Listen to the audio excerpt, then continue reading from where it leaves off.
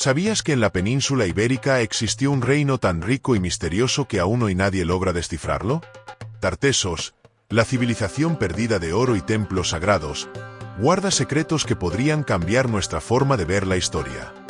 Soy Basilio, de Enigmas del Mundo Antiguo, y hoy exploraremos juntos la fascinante historia de los tartesos, la civilización perdida de la península ibérica. Prepárate para descubrir sus misterios. En este viaje veremos cómo surgió Tartesos y cómo alcanzó su esplendor, conoceremos a sus reyes legendarios y su sociedad compleja, exploraremos sus contactos con fenicios y griegos, y nos adentraremos en sus templos, rituales y tesoros de oro que aún hoy asombran a los arqueólogos. También investigaremos los enigmas de su escritura, la ubicación de su capital y los posibles motivos de su colapso, para finalmente comprender el impacto que Tartesos dejó en la historia y la cultura de la península ibérica. Acompáñame en este viaje, y descubramos juntos los secretos de una civilización que desafía el tiempo y la memoria. Capítulo 1. Los orígenes de Tartesos. En torno al año 1200 a.C., cuando el mundo mediterráneo se estremecía por el colapso de grandes civilizaciones como la micénica, la hitita y la crisis de los faraones egipcios, en el extremo occidental de Europa surgía lentamente una cultura que con el tiempo sería llamada Tartesos. A diferencia de aquellas sociedades que se hundían en guerras y hambrunas, en las riberas del Guadalquivir, un río que desbordaba vida, se tejían los primeros hilos de un pueblo nuevo. Los habitantes de esas tierras vivían en aldeas sencillas, de chozas circulares levantadas con barro y cañas, y cultivaban cereales en suelos húmedos, al mismo tiempo que cuidaban rebaños de ovejas y cabras que les proporcionaban leche, carne y lana. En ese mundo aún modesto, comenzaba a gestarse una riqueza silenciosa. La tierra ocultaba en sus entrañas metales preciosos como oro, plata y cobre, cuya extracción sería el motor que impulsaría la transformación de este rincón aislado en un reino que los antiguos recordarían como fabuloso y misterioso. Hacia el 1100 a.C., los pequeños poblados empezaron a unirse en comunidades más cohesionadas. La organización social fue cambiando, pues no todos tenían acceso a los metales ni al comercio. Quienes controlaban la minería y la distribución de recursos empezaron a acumular poder y a convertirse en una élite local. Los arqueólogos han hallado en Huelva y Cádiz restos de herramientas de bronce y objetos de lujo que indican contactos con otras culturas. Estas evidencias sugieren que Tartesos no surgió de la nada, sino que fue el resultado de un proceso de integración cultural y de acumulación de riquezas que se extendió a lo largo de generaciones.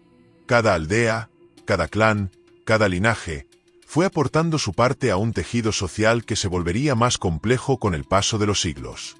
Así, lo que al principio fue una serie de comunidades dispersas, poco a poco se convirtió en una entidad reconocible, capaz de organizar un territorio y sus recursos con una eficacia que sorprendió a los forasteros que llegaron después.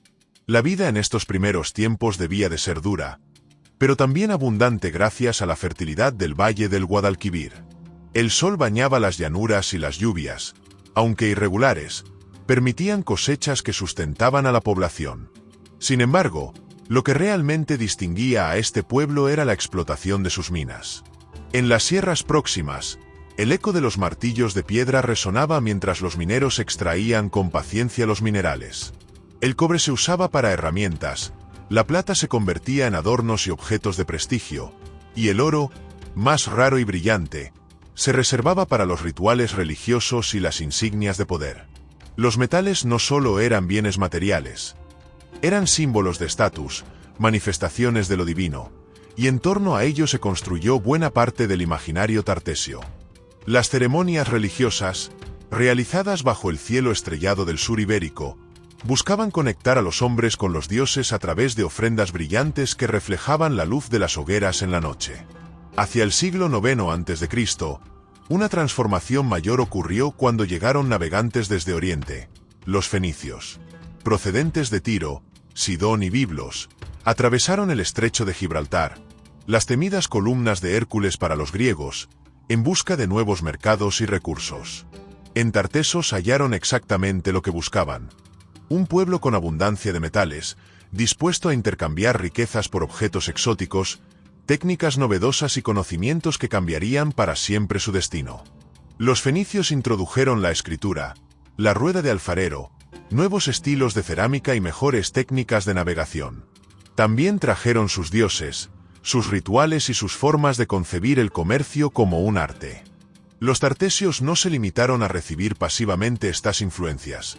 Las adaptaron, las transformaron y las integraron en su vida diaria, creando una cultura híbrida que combinaba lo propio con lo extranjero, y que la hacía única en el panorama del Mediterráneo occidental.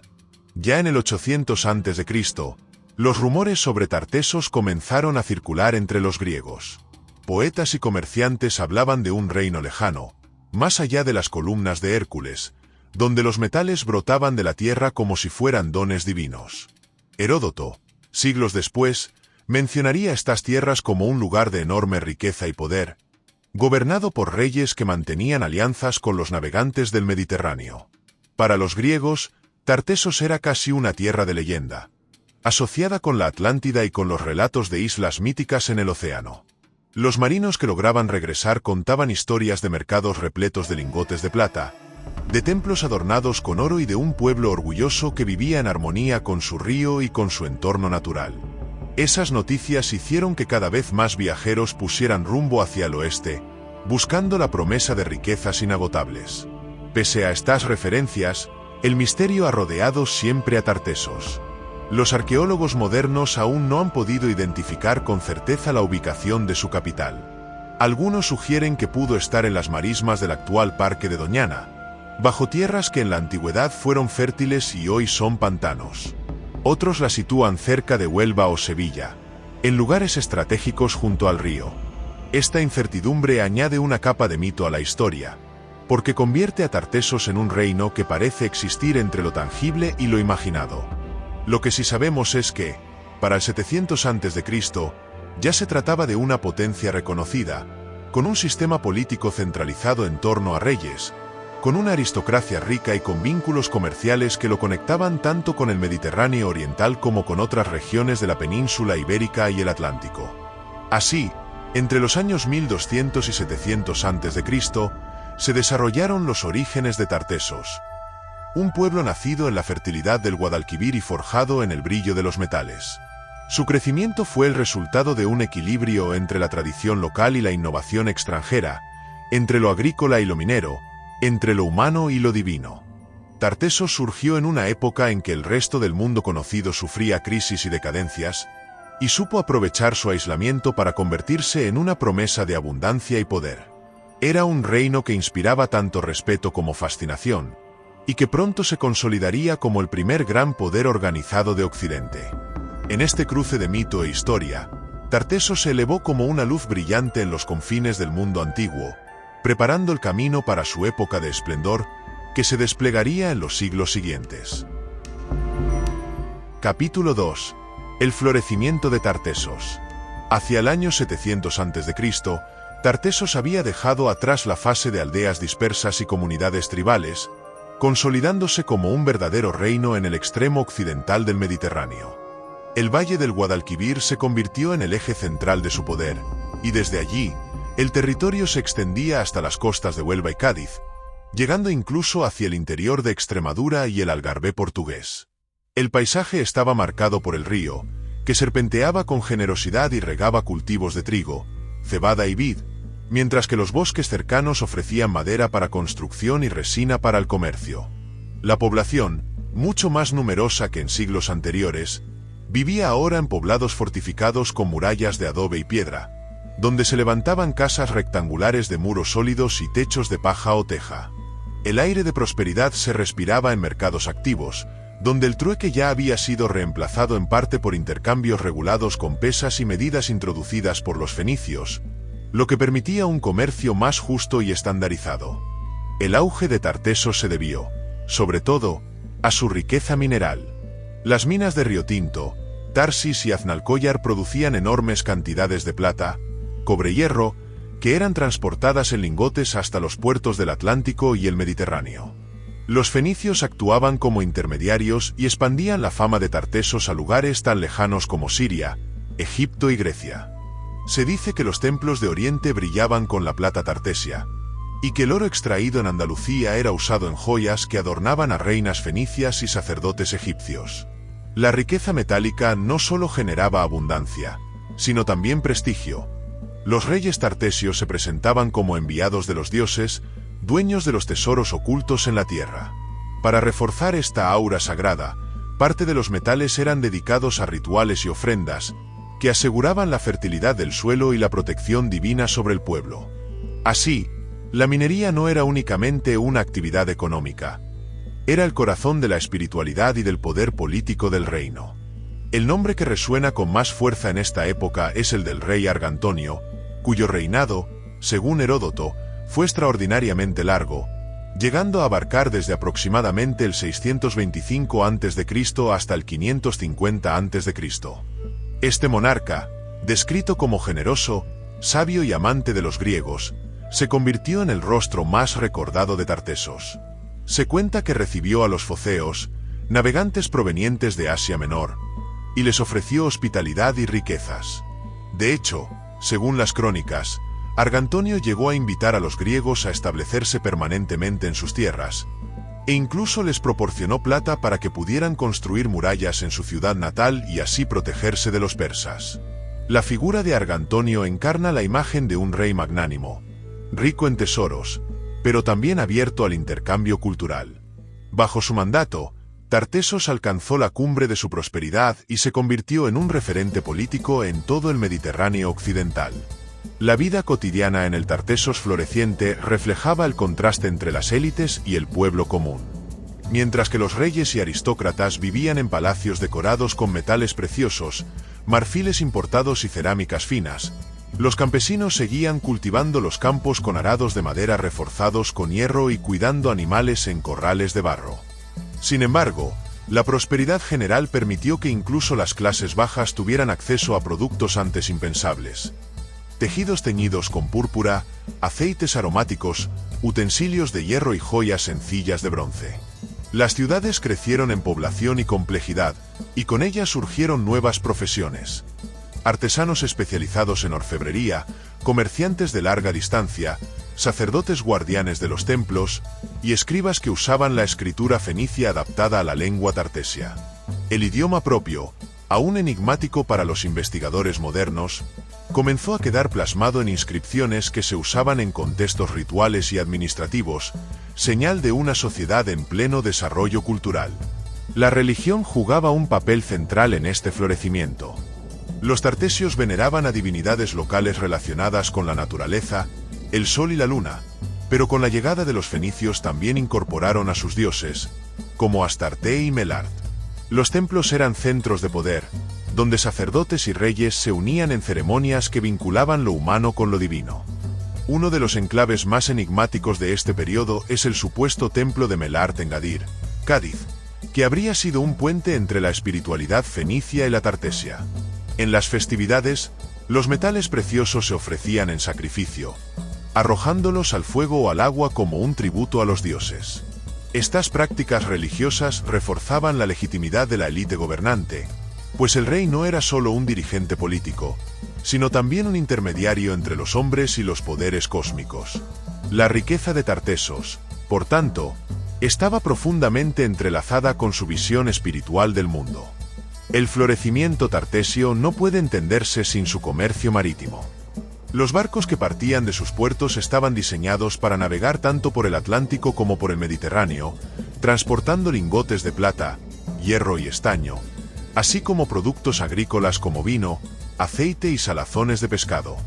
A cambio, recibían cerámicas griegas, textiles orientales, armas de hierro forjado y objetos de lujo que enriquecían aún más a la aristocracia local. Este dinamismo económico convirtió a Tartesos en un centro multicultural, donde fenicios, griegos, íberos y pueblos del Atlántico intercambiaban no solo mercancías, sino también ideas, tecnologías y creencias. En los mercados del Guadalquivir podían escucharse múltiples lenguas, y los templos recibían ofrendas de muy diversa procedencia. Esta apertura al mundo exterior dio a Tartesos una identidad flexible, híbrida, pero también poderosa, pues lo situaba como un puente entre Oriente y Occidente en una época de expansión comercial sin precedentes. Entre el 700 y el 600 a.C., Tartesos brilló como nunca antes. Su prosperidad, su poder político y su influencia cultural lo convirtieron en una civilización destacada en los confines del mundo antiguo. Capítulo 3. Tartesos y sus contactos exteriores.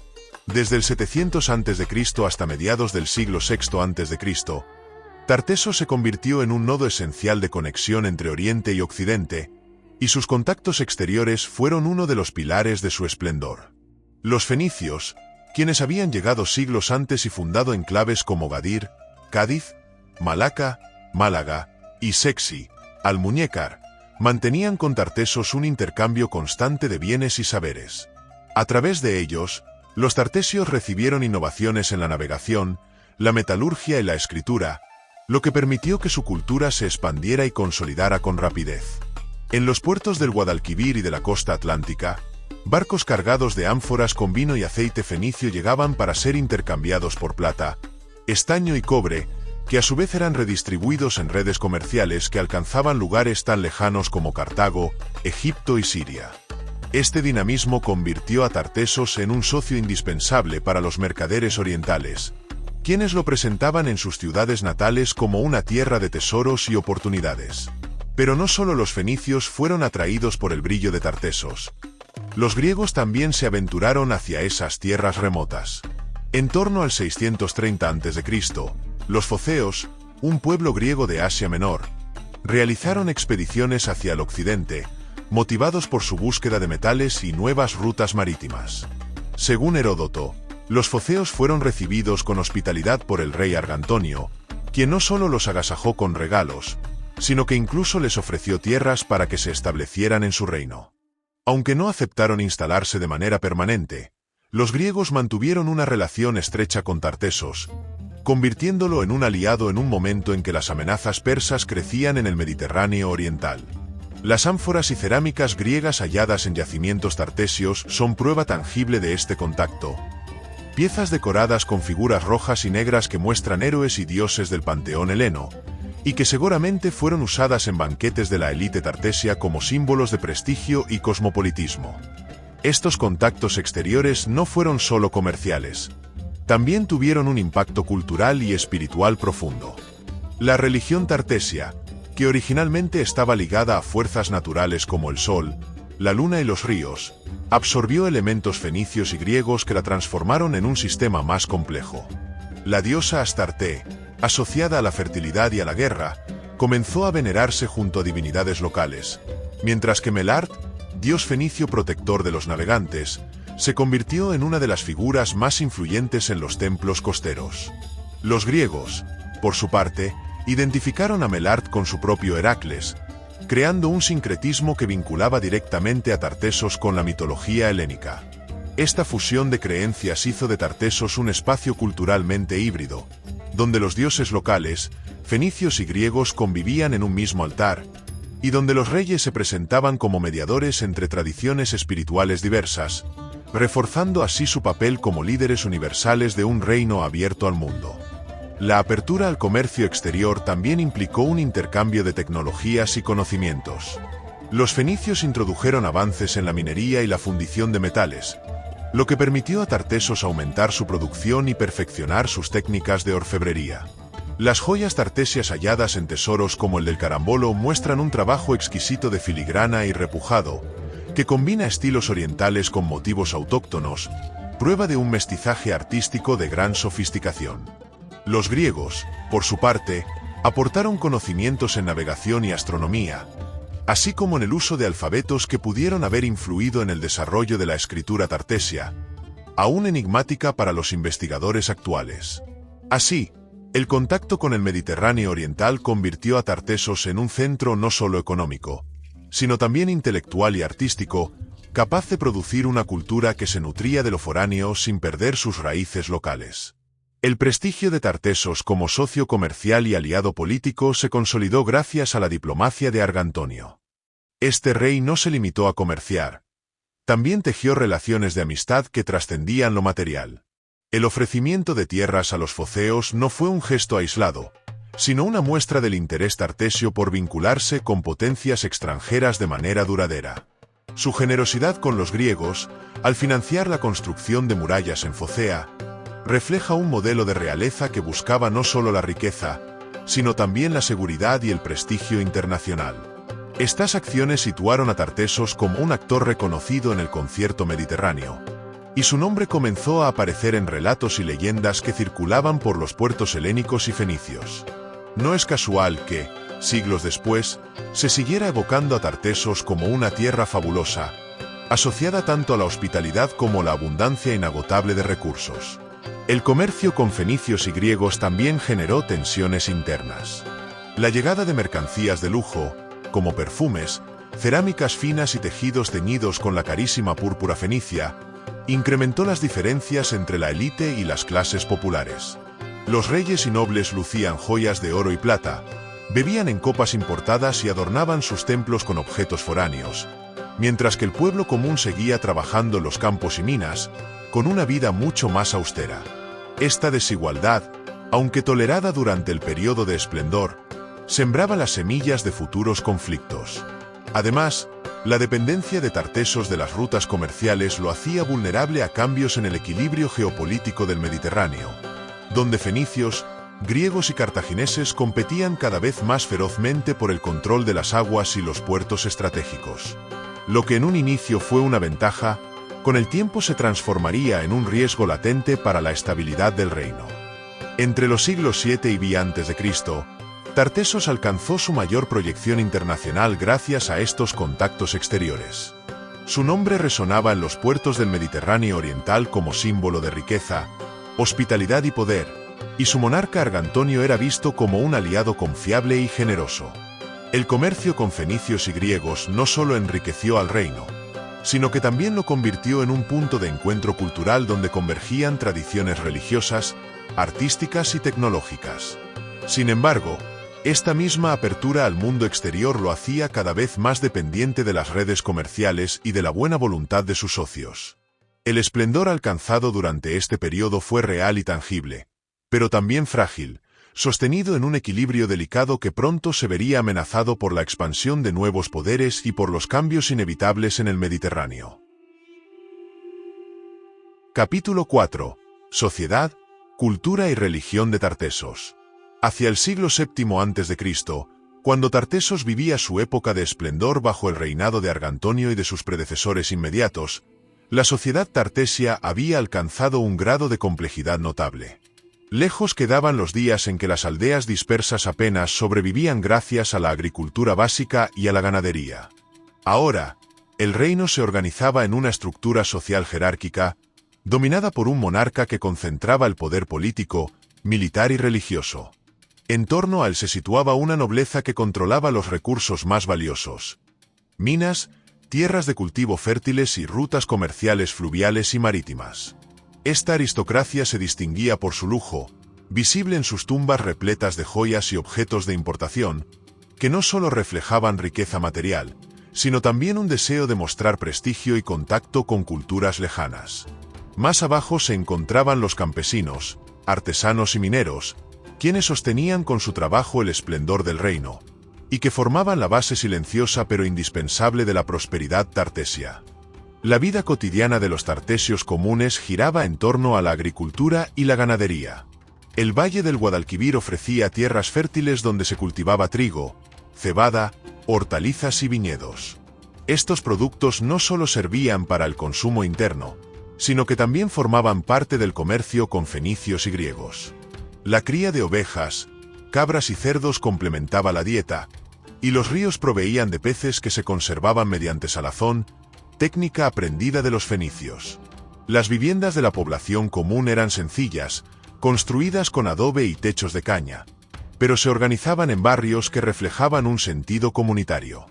Las calles estrechas y los espacios compartidos mostraban que la vida diaria era en gran medida colectiva, donde las festividades, los mercados y los rituales religiosos reunían a todos en torno a un mismo espíritu de pertenencia. La prosperidad del reino permitía que incluso las familias humildes accedieran a objetos de cerámica fina y herramientas de hierro que facilitaban su trabajo. La cultura tartesia se manifestaba en múltiples expresiones artísticas y tecnológicas que reflejaban tanto su identidad local como las influencias externas. La orfebrería alcanzó un nivel sobresaliente, como lo demuestran hallazgos como el tesoro del carambolo, compuesto por piezas de oro finamente trabajadas que probablemente se usaban en contextos rituales y ceremoniales. Las estelas grabadas con símbolos y figuras antropomorfas revelan una cosmovisión que vinculaba lo humano con lo divino y que tal vez funcionaba como marcadores territoriales o conmemorativos de líderes y héroes. La escritura tartesia, de la cual se han encontrado inscripciones en piedra y cerámica, sigue siendo un enigma para los investigadores modernos, pues aunque se reconoce su alfabeto como derivado del fenicio, su lengua aún no ha podido descifrarse por completo. Esta escritura nos habla de una sociedad que no solo comerciaba y extraía metales, sino que también tenía la necesidad de registrar su historia, su religión y sus leyes, un rasgo de madurez cultural que la coloca en un nivel alto entre las civilizaciones de Occidente. La religión en Tartesos fue un elemento central que cohesionaba la vida social y legitimaba el poder político. En su origen, el pueblo tartesio veneraba fuerzas naturales, como el sol, la luna, los ríos y las montañas, que eran vistos como manifestaciones directas de lo divino. Con la llegada de los fenicios, estas creencias se enriquecieron y se mezclaron con las deidades orientales. Astarte, diosa de la fertilidad y la guerra, fue integrada en el panteón local, así como Melart, dios protector de navegantes y comerciantes, que los griegos identificaban con su Heracles. Los templos dedicados a estas divinidades eran tanto centros religiosos como políticos, donde los sacerdotes y el rey oficiaban rituales en nombre del pueblo. Los sacrificios incluían animales, alimentos y, en ocasiones, objetos de metales preciosos que se ofrecían como tributo a los dioses, arrojándolos al fuego o al agua para asegurar la prosperidad del reino.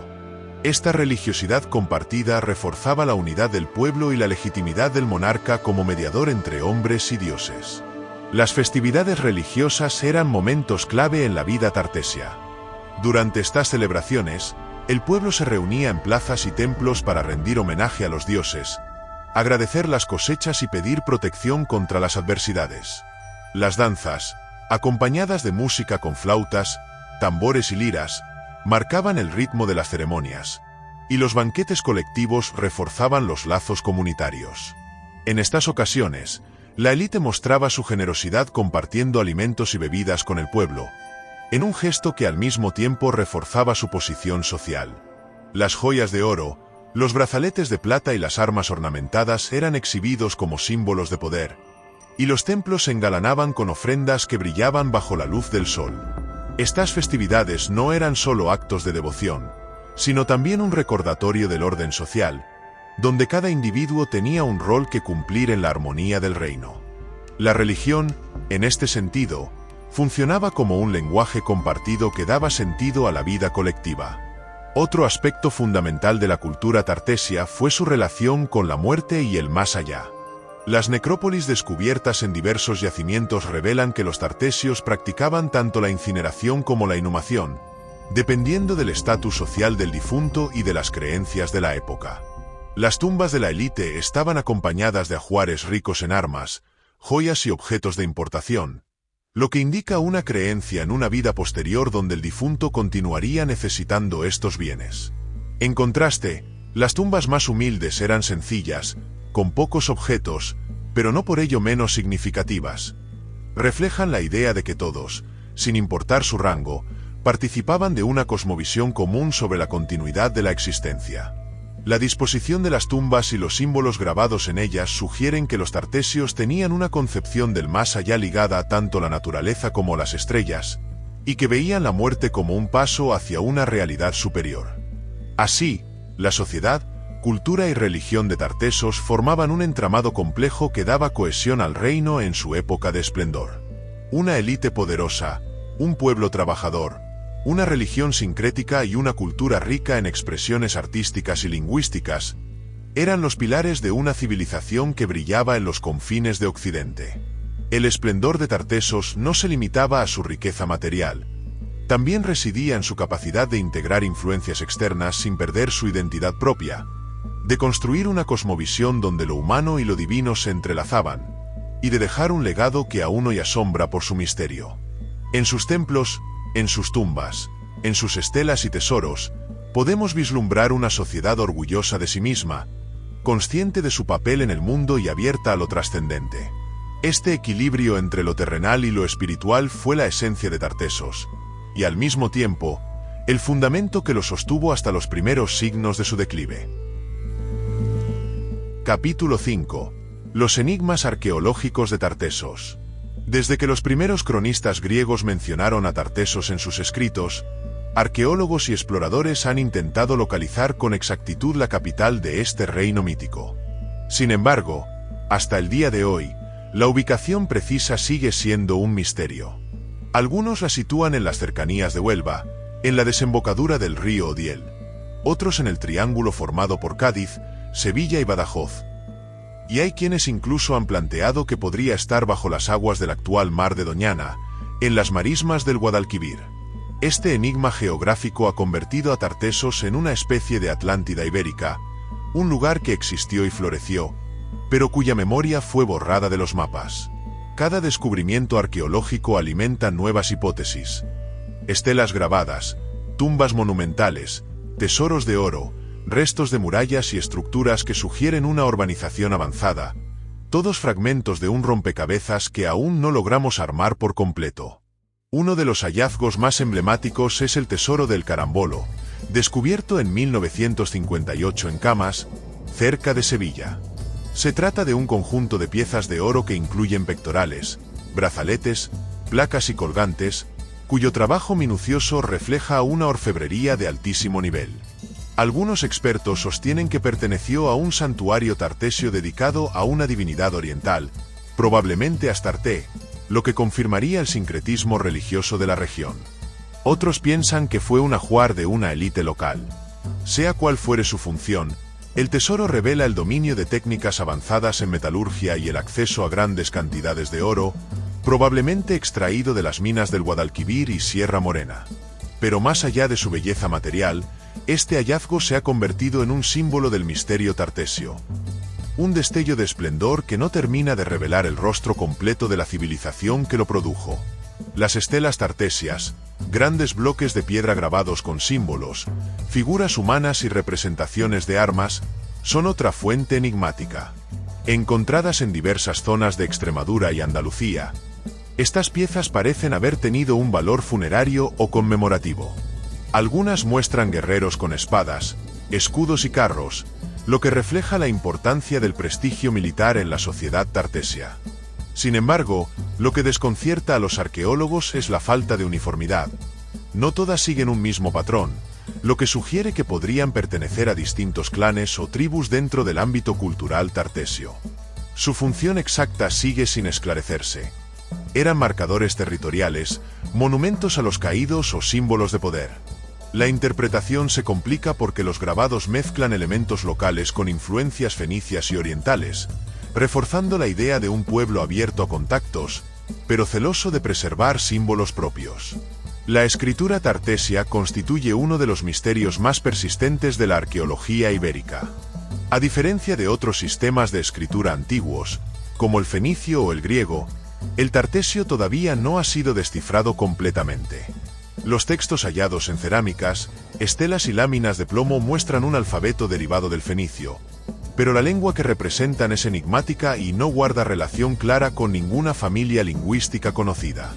Los expertos han propuesto conexiones con lenguas indoeuropeas, no indoeuropeas o incluso con lenguas aisladas, pero ninguna hipótesis ha logrado consenso. El hecho de que tengamos palabras, pero no un corpus literario extenso, impide reconstruir con certeza su significado. Esto convierte a la lengua tartesia en una frontera arqueológica. Sabemos que escribían, pero aún no podemos leer su pensamiento. Cada inscripción es como un eco de un pueblo que quiso dejar testimonio de sí mismo, pero cuya voz todavía permanece en silencio. Las necrópolis tartesias también han proporcionado hallazgos desconcertantes. Excavaciones en lugares como Medellín, Badajoz, han revelado tumbas monumentales con ajuares ricos en armas, cerámicas importadas y adornos metálicos. Algunas de estas tumbas parecen pertenecer a personajes de alto rango, posiblemente reyes o príncipes, que fueron enterrados con gran pompa. Sin embargo, lo que más sorprende es la combinación de prácticas funerarias. Incineración e inhumación coexistieron en el mismo periodo, lo que sugiere una diversidad cultural interna o una apertura a influencias externas. El cuidado en la disposición de los cuerpos y los objetos indica una fuerte creencia en la vida después de la muerte, pero también una jerarquización social evidente. Mientras unos eran acompañados de tesoros, otros recibían entierros más modestos. Estas tumbas nos hablan de una civilización compleja y ritualista que otorgaba gran importancia al tránsito hacia el más allá. A estos enigmas se suma la ausencia de restos urbanos claros.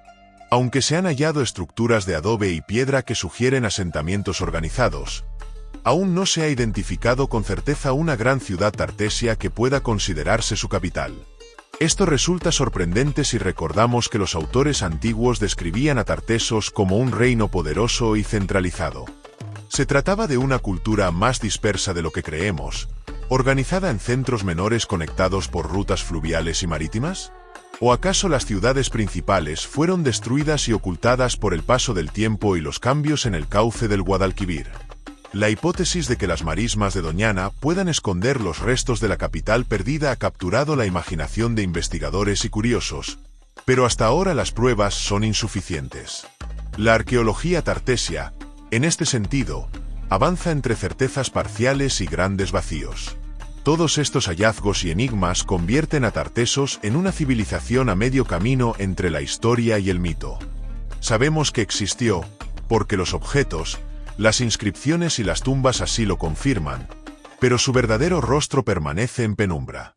La imposibilidad de localizar su capital, de descifrar su escritura y de entender plenamente su religión y organización política, alimenta el aura legendaria que rodea a este pueblo.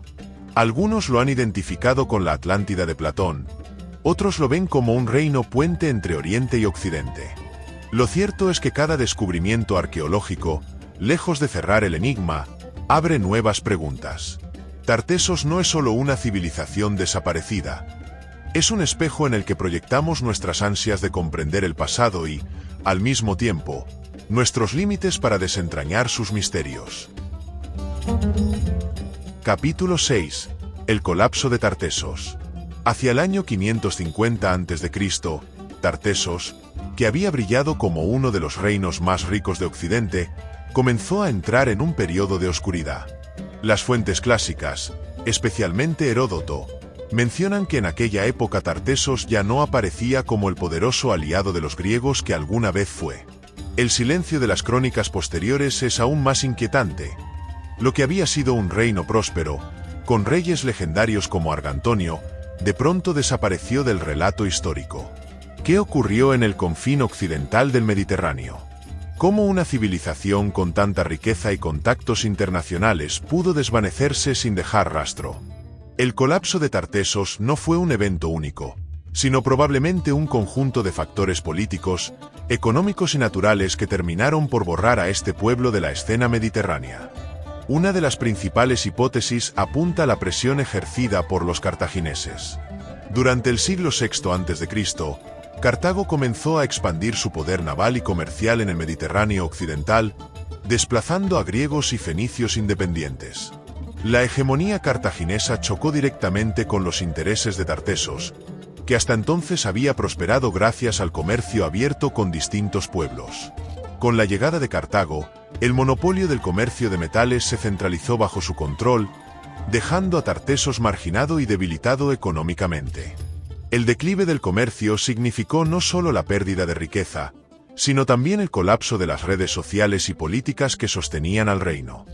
Lo que había sido un estado abierto y próspero se transformó en un territorio empobrecido y vulnerable a las presiones exteriores.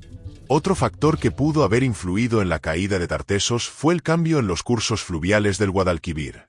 Los estudios geológicos sugieren que, durante los siglos V y V a.C., la desembocadura del río sufrió alteraciones importantes que modificaron el equilibrio de las marismas y del acceso al mar.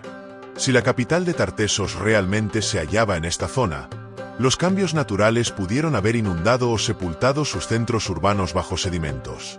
Este tipo de fenómeno no solo destruiría la infraestructura, sino que también obligaría a la población a desplazarse, desorganizando la base del poder político y económico.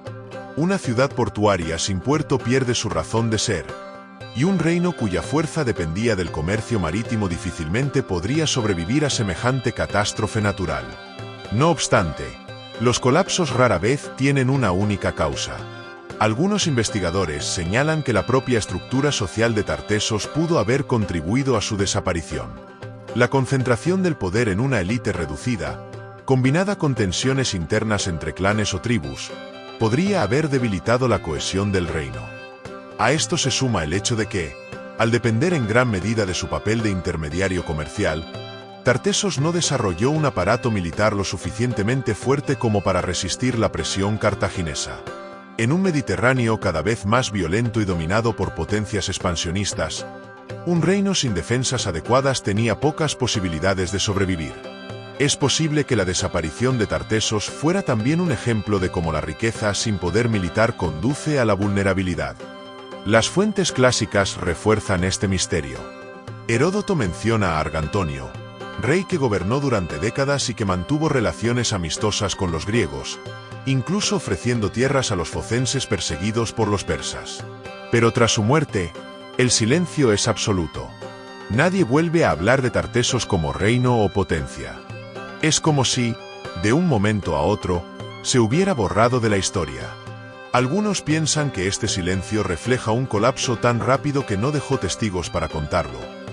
Otros creen que los cartagineses se encargaron de eliminar deliberadamente todo rastro, destruyendo ciudades, sometiendo a sus habitantes y prohibiendo cualquier recuerdo de su existencia.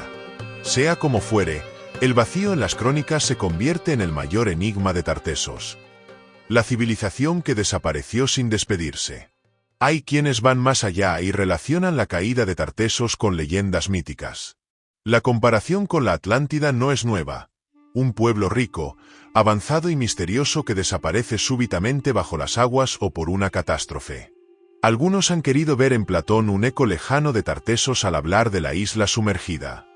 Aunque estas teorías carecen de pruebas sólidas, sí reflejan la fascinación que despierta su desaparición. La arqueología ha encontrado vestigios de asentamientos que muestran continuidad después del siglo VI a.C., pero ninguno con el esplendor descrito por los antiguos. Esto sugiere que más que una desaparición absoluta, Tartesos pudo fragmentarse en pequeñas comunidades que sobrevivieron bajo dominio fenicio o cartaginés, perdiendo con ello su identidad como reino. El colapso de Tartesos, situado aproximadamente entre los años 550 y 500 a.C., sigue siendo uno de los mayores enigmas de la historia de la península ibérica. Fue una combinación de presiones políticas, cambios naturales y transformaciones internas lo que acabó con un reino que había sido sinónimo de riqueza y esplendor. Pero más allá de las explicaciones racionales, su desaparición abrupta lo convirtió en un mito, en una historia que sigue fascinando a arqueólogos, historiadores y soñadores. Fue destruido por los cartagineses, devorado por la naturaleza o diluido en el tiempo por la falta de cohesión interna. La respuesta quizás se encuentre bajo las aguas del Guadalquivir o en las arenas de Doñana, esperando a ser revelada. Mientras tanto, Tartesos permanece como la civilización perdida de Occidente, un eco que nos recuerda lo frágiles que son incluso los reinos más poderosos frente al paso implacable de la historia. Capítulo 7. El legado y la influencia de Tartesos. Aunque Tartesos desapareció como reino hacia mediados del siglo VI a.C., su legado continuó vivo en la memoria de los pueblos que le sucedieron. La riqueza mineral de Andalucía no dejó de ser explotada. Los fenicios primero, los cartagineses después y finalmente los romanos, aprovecharon los recursos que habían hecho prosperar a los tartesios. Sin embargo, no solo las minas permanecieron como herencia, sino también las huellas culturales que dejaron en la península ibérica. Los pueblos íberos heredaron parte de sus símbolos, ritos funerarios y expresiones artísticas, integrándolos en sus propias tradiciones. En este sentido, Tartesos no murió del todo. Se transformó en la base cultural de otras civilizaciones que continuaron habitando la región. Cada fragmento arqueológico hallado en sus antiguos territorios es una voz que sigue hablando desde un pasado profundo, revelando que, aunque el reino cayó, su esencia se dispersó y sobrevivió de formas inesperadas. Uno de los legados más duraderos de Tartessos fue su influencia en la religión y la mitología de la península. El contacto con los fenicios había traído deidades orientales como Astarte, Baal o Melart, pero los tartesios adaptaron estas figuras a sus creencias locales. Algunos estudios sugieren que divinidades posteriores de la Hispania prerromana, como Endobélico o Ataecina, pudieron tener raíces en el sincretismo tartesio. De este modo, Tartessos actuó como un puente entre las religiones orientales y las tradiciones autóctonas, creando una espiritualidad mestiza que sobrevivió mucho más allá de la desaparición del reino. Incluso los romanos, siglos después, reconocían la singularidad religiosa de Hispania, un mosaico en el que Tartessos había sido una pieza clave.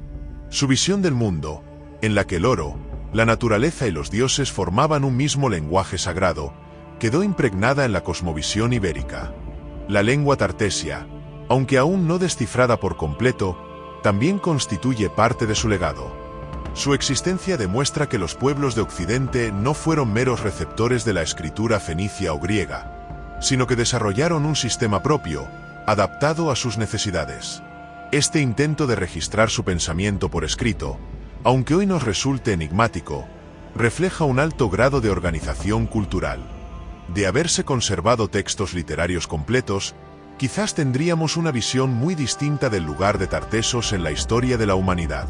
El hecho de que aún no logremos comprender plenamente su lengua mantiene viva la expectativa de futuros hallazgos, y cada nueva inscripción hallada alimenta la esperanza de que, algún día, las palabras de los tartesios vuelvan a ser escuchadas con claridad.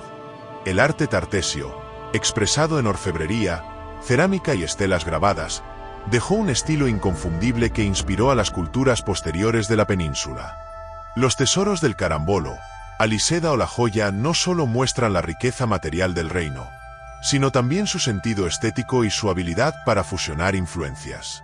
Este arte híbrido, que mezclaba técnicas orientales con motivos locales, se convirtió en el sello distintivo de Tartessos. Los íberos y turdetanos heredaron ese gusto por la ornamentación rica en símbolos, y a través de ellos, Roma también recibió una parte de esa herencia. Así, cada brazalete, pectoral o vasija tartesia es más que un objeto arqueológico. Es un testimonio del refinamiento cultural de un pueblo que supo dialogar con el mundo sin perder su identidad. Más allá de lo material, Tartessos dejó un legado de misterio que ha atravesado siglos. Su desaparición repentina lo convirtió en un símbolo de lo perdido, en una civilización que, habiendo existido de verdad, quedó envuelta en un halo mítico. Escritores y filósofos de la antigüedad lo mencionaron con fascinación, y durante el Renacimiento, cuando Europa redescubrió las crónicas clásicas, Tartessos volvió a despertar el interés de eruditos y aventureros. En la actualidad, investigadores, arqueólogos y aficionados a los misterios lo relacionan con la Atlántida, lo interpretan como un ejemplo de civilización avanzada olvidada por la historia o lo ven como una advertencia sobre la fragilidad de las sociedades humanas. Ese carácter de enigma eterno es, quizá, el mayor de sus legados. Recordarnos que incluso los pueblos más poderosos pueden desvanecerse en el silencio del tiempo. En la era moderna, Tartessos ha inspirado obras literarias, hipótesis esotéricas y debates interminables. Algunos lo consideran un antecedente del hermetismo occidental, otros lo vinculan con corrientes ocultistas que buscan en el pasado respuestas para el presente. Lo cierto es que, desde el siglo XIX, el hallazgo de tesoros y necrópolis ha mantenido viva la llama de Tartessos en la imaginación popular. Cada nuevo descubrimiento arqueológico vuelve a ponerlo en primera plana, alimentando tanto la ciencia como el mito.